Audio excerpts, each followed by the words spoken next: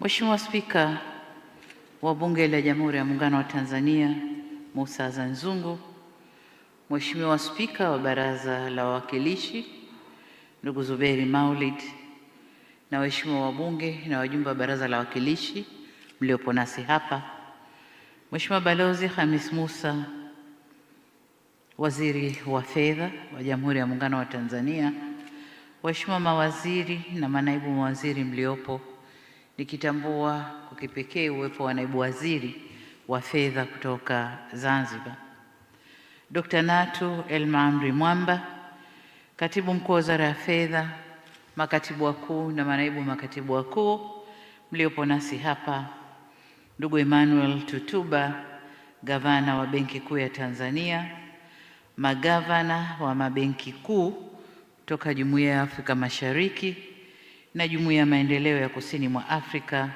mliopo nasi hapa, manaibu gavana wote wa sasa na wastaafu, magavana na manaibu gavana wote wa sasa na wastaafu wa Benki Kuu ya Tanzania, Mheshimiwa Mwenyekiti wa Chama cha Mapinduzi Mkoa wa Dar es Salaam kaka yetu Abbas Mtemvu, Mheshimiwa Mkuu wa Mkoa wa Dar es Salaam Albert Chalamila, Mheshimiwa Albert Chalamila,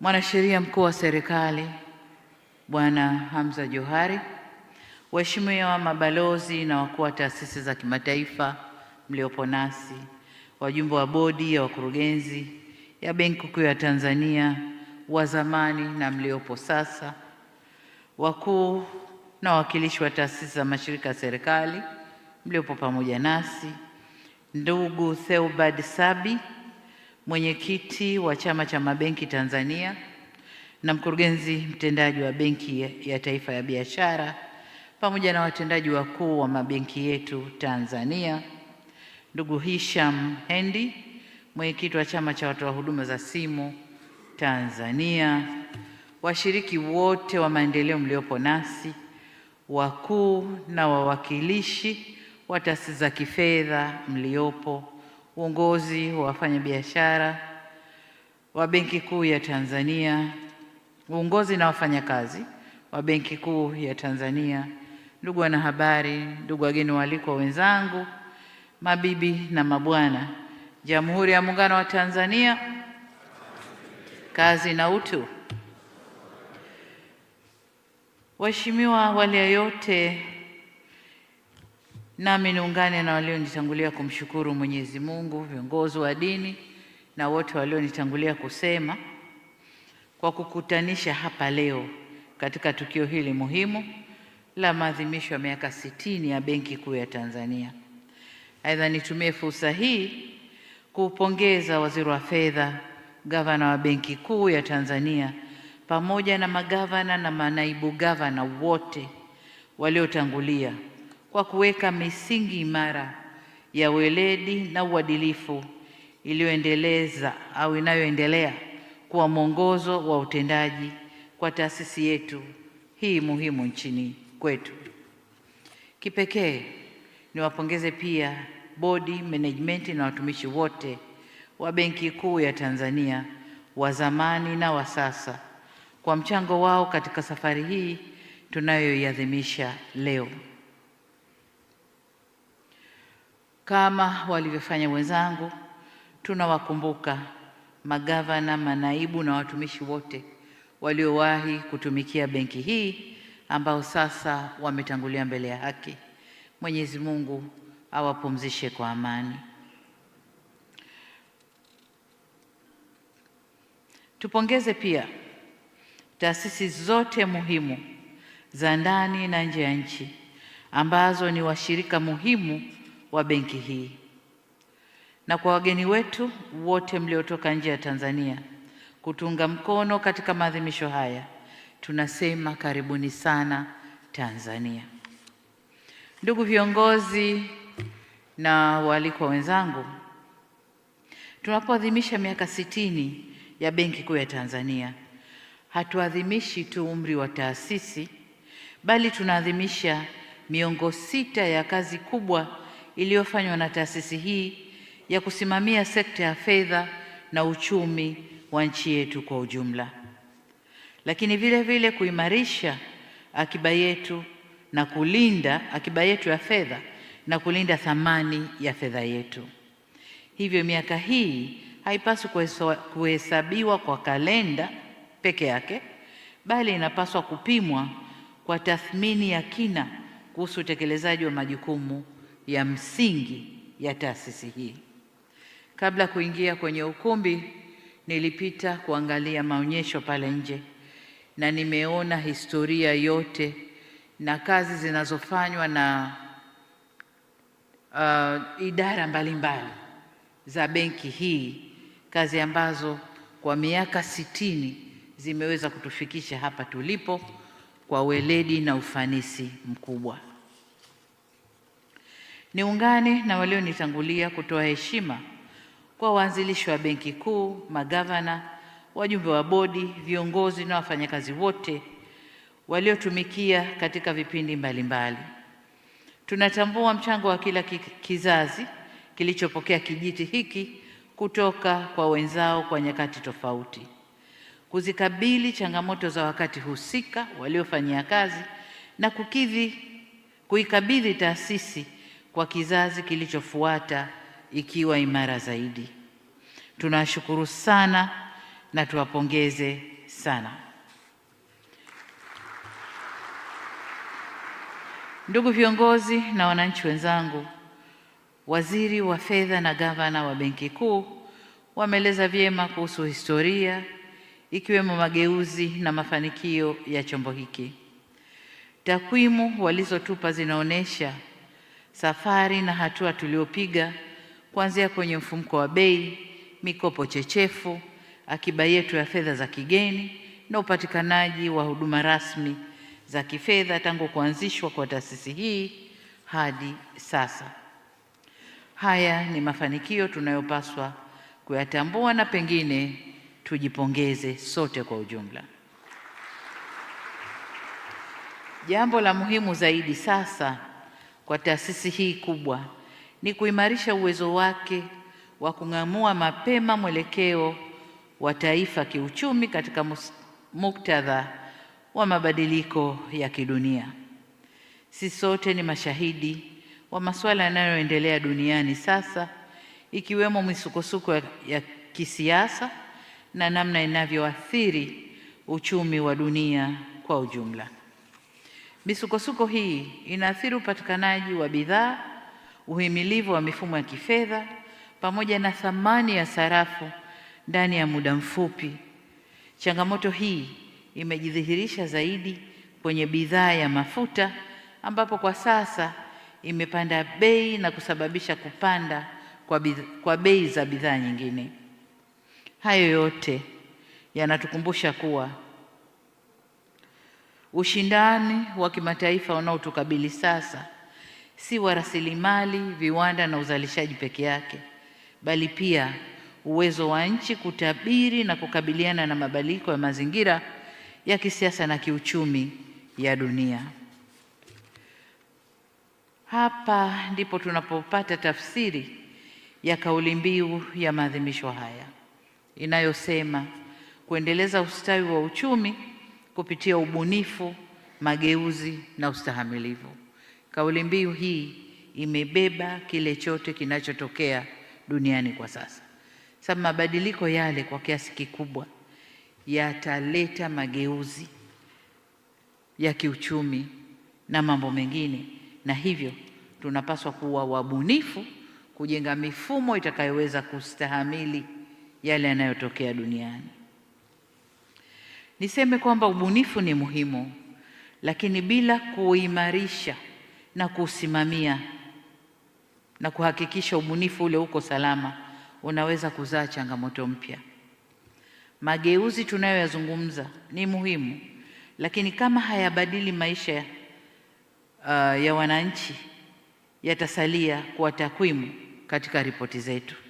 Takwimu zitasema kama tunavyoona kwengine, uchumi unapanda, GDP kubwa, uchumi wa nchi ni mkubwa, lakini ukifika kwa watu, hali za watu sio nzuri. Kwa hiyo tusiposimamia vyema, mabadiliko haya yatabaki kuwa takwimu, na ni vyema kutafsiri ukuaji wa uchumi uende ukakue mpaka kwa mtu wa kawaida kule chini. Ustahimilivu ni muhimu, lakini pasi na kujenga uwezo wa ndani kisera na kifedha, unaweza kuwa ni uwezo wa kuvumilia matatizo badala ya kuwa uwezo wa kuyatafutia ufumbuzi matatizo yanayotukabili. Tunapokuwa na uwezo mkubwa, kama tutapatwa na changamoto kwa mageuzi yanayotokea duniani, tunaweza tukawa na ufumbuzi wa haraka ndani yetu. Lakini tusipojenga uwezo mkubwa wa kisera na kifedha, basi tutaweza kuyavumilia tu yanayotokea, lakini hatutaweza kutafuta ufumbuzi. Ndugu viongozi na wananchi wenzangu, mafanikio ya mfumo wa fedha hayana budi kwenda sambamba na usawi wa mwananchi mmoja mmoja. Kipimo chetu kisibaki kuwa wananchi wangapi wamefikiwa na huduma ya fedha, bali tujipime ni kwa kiasi gani huduma za fedha zinakuza mitaji na biashara ndogo ndogo na kuweza kuchangia kuwafanya wale wa biashara ndogo ndogo kuweza kuchangia katika uchumi wa nchi.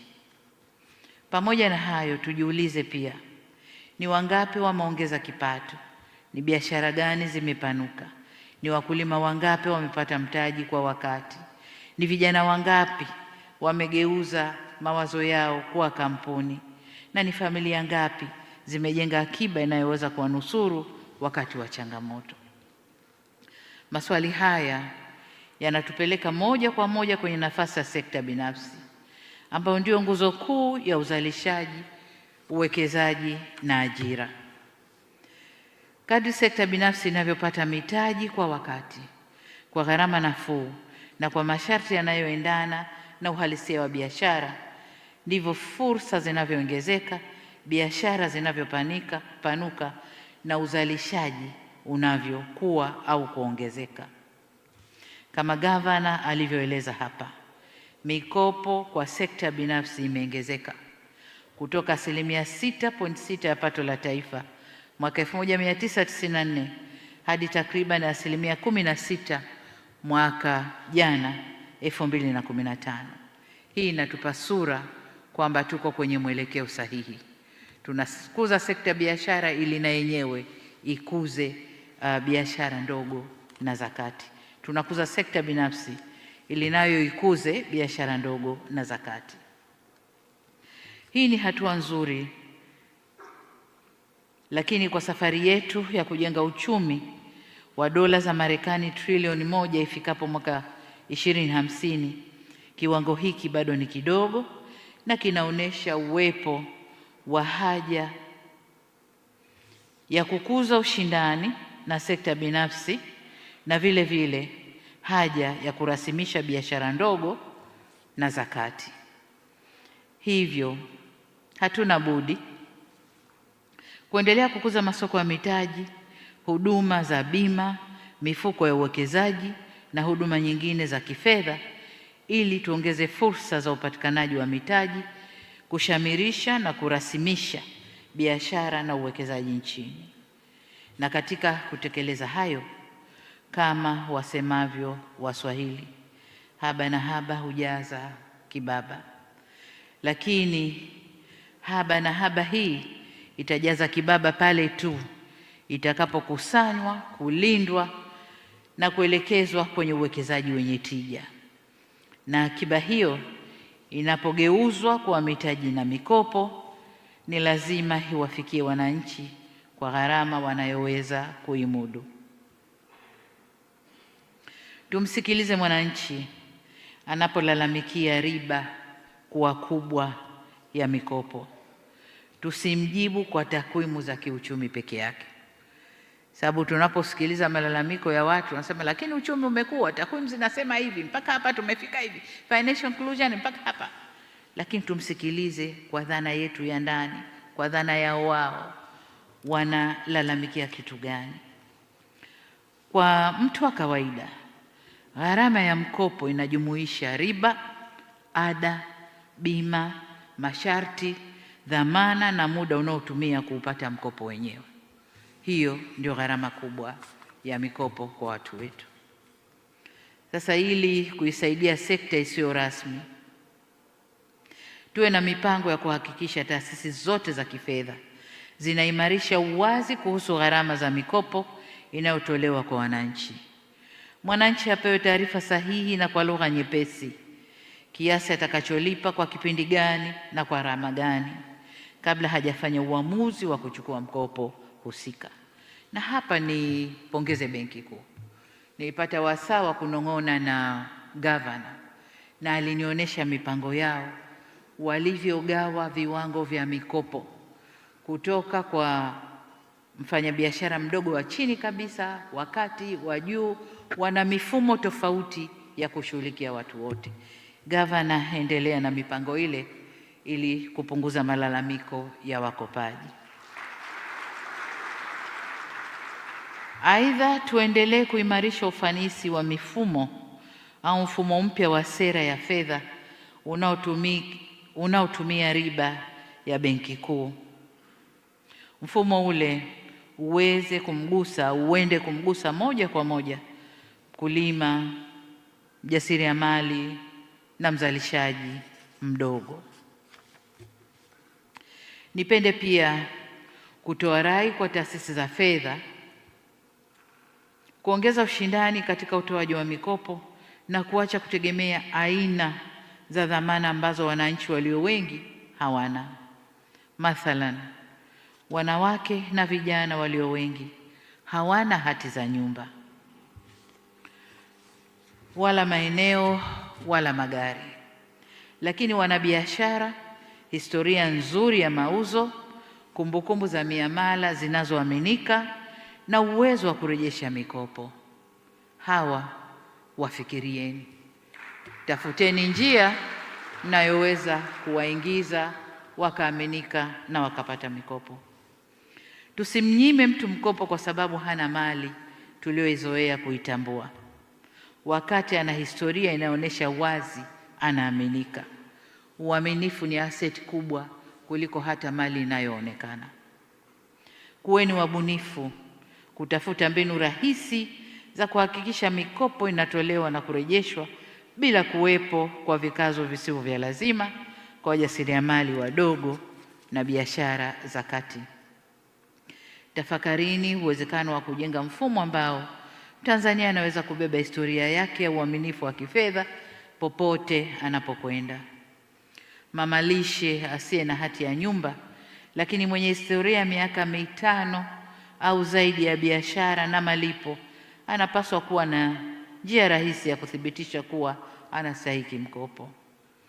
Hili niwaachie kama changamoto, mkalifanyie kazi Benki Kuu na taasisi zote za fedha ili kufungua milango kwa mamilioni ya wananchi walio nje ya mfumo wa mikopo rasmi.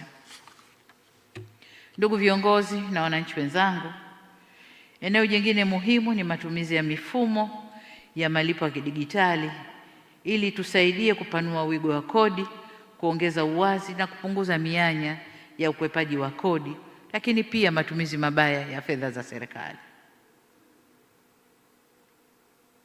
Tusitumie mifumo hiyo kuongeza mzigo kwa wafanyabiashara au kuwatoza zaidi wale walio kwenye mfumo rasmi. Kama tulivyomsikia Waziri wa Fedha jana wakati akiwasilisha bajeti yake au bajeti ya serikali kwa mwaka wa fedha 2026/27, serikali yetu itaendelea kuweka mikakati ya kuendelea kupunguza matumizi ya fedha taslimu. Hivyo wito wangu kwenu, Wizara ya Fedha na Benki Kuu ya Tanzania, na kwa kushirikiana na kushauriana na wadau muhimu, simamieni eneo hili ili kufikia malengo tuliojiwekea. Tusimalize mwaka wa fedha tukasema hatukuweza kwa sababu. Hapana, iwezekane kwa sababu. Kwa usimamieni eneo hili. Aidha, mifumo hii isitumike tu kuirahisishia serikali kukusanya mapato, bali pia itumike kumrahisishia mwananchi kuelewa na kutimiza wajibu wake wa kuchangia pato la taifa. Lengo liwe kuongeza idadi ya wanaochangia, si kuongeza mzigo kwa wale wanaoonekana kuchangia kila siku. Na hapa tunasema tena, ile haba na haba hujaza kibaba. Kuna walipa kodi, wachangiaji pato la taifa wa kawaida, wanajulikana, wafanya biashara wengi, watumishi wa serikali, wao kodi inakatwa moja kwa moja kwenye mshahara. Lakini kuna kundi kubwa walioko kwenye sekta isiyo rasmi, bado ile haba ndondondo yao haijaonekana. Kwa hiyo tafuteni mifumo rahisi, inayoeleweka, inayohimilika kwa wafanya biashara hao nao kuchangia kwenye kile kibaba chetu, ili tuendelee na safari ya kujitegemea. Endapo tutatumia mifumo ya malipo kama huduma ya umma iliyo salama, rahisi na yenye gharama nafuu, inaweza kuongeza ushindani, kupunguza matumizi ya fedha taslimu na kuimarisha urasimishaji wa biashara ndogo ndogo. Ndugu viongozi na wananchi wenzangu, kama mnavyojua, kuanzia tarehe 1 Julai mwaka huu tunaanza utekelezaji wa dira yetu ya miaka 25 inayokuja, dira 2050, yenye lengo la kujenga uchumi imara, jumuishi na shindani, wenye thamani ya dola za Marekani kama nilivyotaja kule nyuma, 1 trilioni, na kipato cha wastani wa dola 7,000 kwa mtu. Dhamira hii pia imeainishwa katika ilani ya Chama cha Mapinduzi ya mwaka 2025, ikiwemo msisitizo katika kukuza uchumi na kipato, kuongeza ajira na kuwawezesha wananchi kiuchumi. Malengo haya hayawezi kufikiwa kwa fedha za serikali peke yake. Yanahitaji mfumo wa fedha unaokusanya akiba, unaoelekeza mitaji kwenye uzalishaji na kuwekeza ukuaji wa sekta binafsi. Hivyo ni wajibu wa Benki Kuu ya Tanzania kuhakikisha kuwa tunakuwa na taasisi imara za fedha zenye kujenga biashara zenye mitaji ya kutosha. Tuwe na akiba ya kutosha ya fedha za kigeni itakayotuwezesha kufanya biashara nje ya mipaka ya Tanzania. Katika hatua nyingine, niipongeze Benki Kuu kwa mpango wa ununuzi wa dhahabu ya ndani. Hadi kufikia mwezi Mei mwaka huu, kama ilivyosema mwenyewe gavana, akiba yetu, rasilimali yetu ya dhahabu tuliyoikusanya ni tani 27.5 yenye thamani ya shilingi trilioni 10 za Kitanzania. Hapa tulipofika si haba. Kuanzia zero, na ndani ya miezi mingapi? Mwaka 1.5 tuna tani 27,000, na huenda tukawapita wale walioanza kabla ya sisi ndani ya bara letu la Afrika. Huu ni mfano mzuri wa kutumia rasilimali za ndani kuimarisha uthabiti wa kifedha wa taifa letu. Benki Kuu, hongereni sana. Katika karne hii, Benki Kuu hazilindi fedha pekee, zinalinda mifumo, taarifa na uwezo wa kubashiri na kudhibiti vihatarishi na uwezo wa kubaini mapema mfumuko wa bei kabla haujafika sokoni, na uwezo wa kutambua udanganyifu wa kifedha kabla haujaathiri maelfu ya wananchi. Nataka nirudie kipande hiki kwamba katika karne hii Benki Kuu hazilindi fedha pekee kama tulivyozoea, zinalinda taarifa na uwezo wa kubashiri na kudhibiti vihatarishi vya uchumi wa nchi, lakini pia uwezo wa kubaini mapema mfumuko wa bei kabla haujafika sokoni, na inakuwa na uwezo wa kutambua udanganyifu wa fedha kabla haujaathiri maelfu ya wananchi. Na nimeona pale kwenye maonyesho wanaimarisha uwezo huo. Ndugu viongozi na watumishi, napoelekea kuhitimisha, nipende kueleza matamanio yangu tunapoianza miaka 60 mingine ya Benki Kuu ya Tanzania.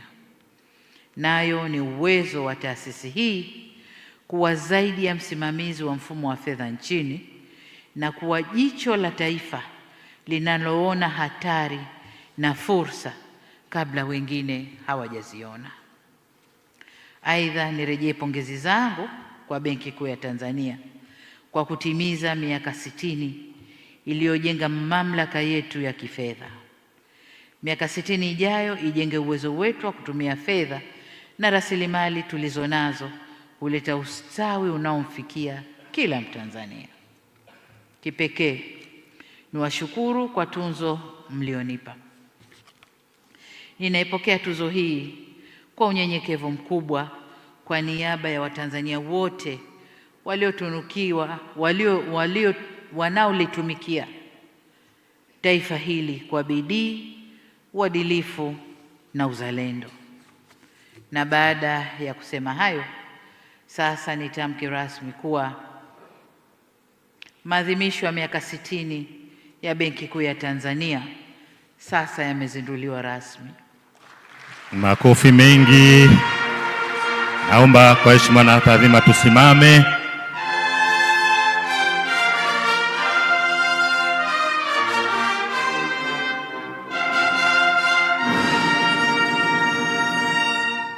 Asante. Naomba tukae. Nimepewa taarifa kwamba baada ya uzinduzi huu kutakuwa na kongamano la magavana wa benki walioalikwa pamoja na wakwetu. Niwatakie kongamano jema na shughuli zote zilizopangwa kama maadhimisho ndani ya miaka 60 zifanikiwe na zifanywe kwa uweledi. Nimwombe Mwenyezi Mungu aibariki nchi yetu Tanzania na Mungu aibariki Benki Kuu ya Tanzania na taasisi zote za kifedha nchini. Asanteni sana kwa kunisikiliza. Mungu awabariki.